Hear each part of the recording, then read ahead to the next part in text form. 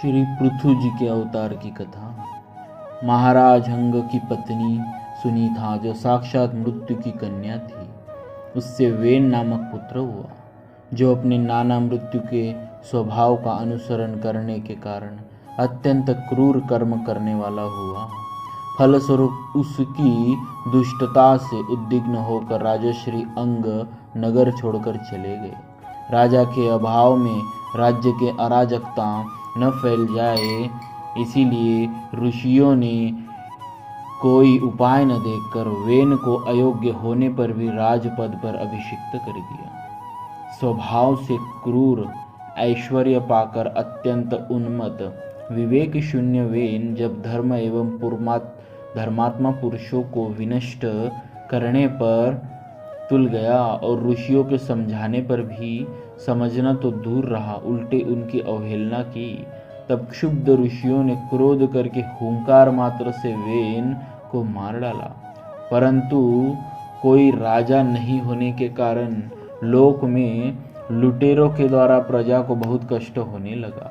यह देखकर ऋषियों ने वेन के शरीर का मंथन किया।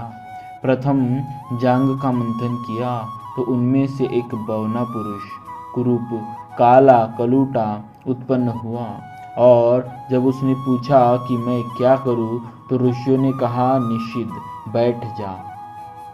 इसी से वह निषाद कहलाया। फिर वेन की भुजाओं का मंथन किया तो एक स्त्री पुरुष का जोड़ा प्रकट हुआ। ऋषियों ने पुरुष को पृथु नाम से एवं स्त्री को अर्ची नाम से संबोधित किया। ऋषि ब्राह्मणों को पृथु जी के हाथ में बिना किसी रेखा से कटा हुआ चक्र का एवं पाँव में कमल का चिन्ह देखकर बड़ा हर्ष हुआ कि पृथु के रूप में साक्षात श्री हरि ने अंश रूप में ही संसार की रक्षा के लिए अवतार लिया है, और अर्ची के रूप में निरंतर भगवान की सेवा में रहने वाली श्री माता लक्ष्मी जी ही प्रकट हुई है। सुंदर वस्त्र और आभूषणों से अलंकृत महाराज पृथु का विधिवत राज्याभिषेक हुआ। उस समय अनेक अलंकारों से सजी हुई महारानी अर्ची के साथ वे दूसरे अग्निदेव के सदृश जान पड़ते थे। सब लोगों ने उन्हें तरह तरह के उपहार भेंट दिए। इसके पश्चात सुत, मागध और बंदीजनों ने स्तुति की। ब्राह्मणों ने पृथ्वी जी को प्रजा का रक्षक उद्घोषित किया। वेन के अत्याचार से उत्पीड़ित पृथ्वी ने समस्त औषधियों को अपने में छिपा लिया था, और चूंकि बहुत समय बीत गया था, अतः वे औषधियाँ पृथ्वी के उदर में जीर्ण हो गई थी। यही कारण है कि जब श्री पृथु जी का राज्य हुआ तब भी पृथ्वी रसा होकर भी रसहीना ही बनी रही। फलस्वरूप भूख के कारण प्रजाजनों के शरीर सूखकर काटे हो गए। उन्होंने अपने स्वामी पृथु के पास आकर कहा। तब पृथु जी ने क्रोध में भरकर पृथ्वी को लक्ष्य कर बाण चढ़ाया। पृथ्वी प्रथम तो डरकर गो रूप धारण कर भागी, परंतु कहीं भी बचाव न देखकर श्री पृथु जी की शरण में आ गई। तब पृथु जी ने पृथ्वी के संकेत से गो रूपधारी पृथ्वी का दोहन किया, जिससे पुनः सभी अन्न और औषधियां प्रकट हो गई। प्रजा सुख चैन से रहने लगी। परम धर्मात्मा श्री पृथु जी ने 100 अश्वमेघ यज्ञ करने का संकल्प कर 99 यज्ञ पूर्ण होने पर जब 100वें अश्वमेघ यज्ञ का प्रारंभ किया, तो इंद्र ने अपना सिंहासन छीने जाने के भय से बहुत विघ्न किया।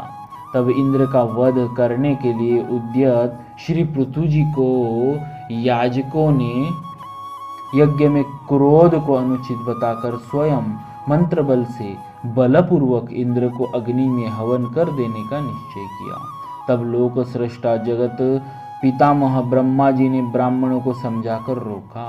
श्री पृथु जी का 100 यज्ञ करने का जो आग्रह था, उससे निवृत्त कर इंद्र से संधि करा दी।